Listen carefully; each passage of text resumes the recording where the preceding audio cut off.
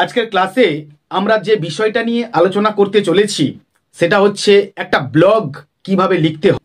যে একটা ব্লগ হলো আ স্মার্ট ডায়েরি। এই ব্লগ কিভাবে লিখতে হয় আজকের দিনের ইন্টারনেট কিংবা সোশ্যাল মিডিয়ার যুগে, যেখানে মানুষ সোশ্যাল মিডিয়া ছাড়া এক মুহূর্ত থাকতে পারে না, বাঁচতে পারে না বলা ভালো। তো সেই জায়গায় ব্লগ কিভাবে লিখতে হয় সেটা আমাদের শিখে রাখাটা অত্যন্ত বাঞ্ছনীয়। হ্যালো ফ্রেন্ডস, ইংলিশ টেক্সট অ্যানালিস্টের আরও একটা নতুন ক্লাসে স্বাগত। A blog is a regularly updated website. একটা ব্লগ হচ্ছে প্রাত্যহিক যেটা আপডেট করা হয় এরকম একটা মানে কোনো লেখা হতে পারে কিংবা কোনো বৃহৎ কাগজের খণ্ড, যেটাকে ডিকশনারিতে করেছে দেখলাম। অর্থাৎ আমরা একটা কম্পিউটারের একটা পেজ ধরে নিতে পারি এখানে এটাকে,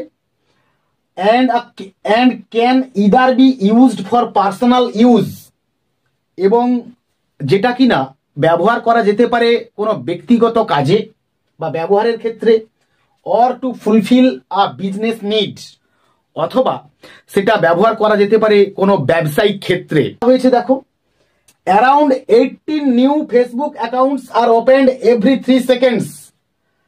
প্রত্যেক 3 সেকেন্ডে 18 খানা ফেসবুক অ্যাকাউন্ট খোলা হচ্ছে আজকের দিনে। and there are over 114 million active YouTube channels in total, এবং প্রায় 114 মিলিয়ন ইউটিউব চ্যানেলস এই মুহূর্তে অ্যাক্টিভ রয়েছে। নেক্সট বলা হচ্ছে users upload more than 500 hours of video content every minute.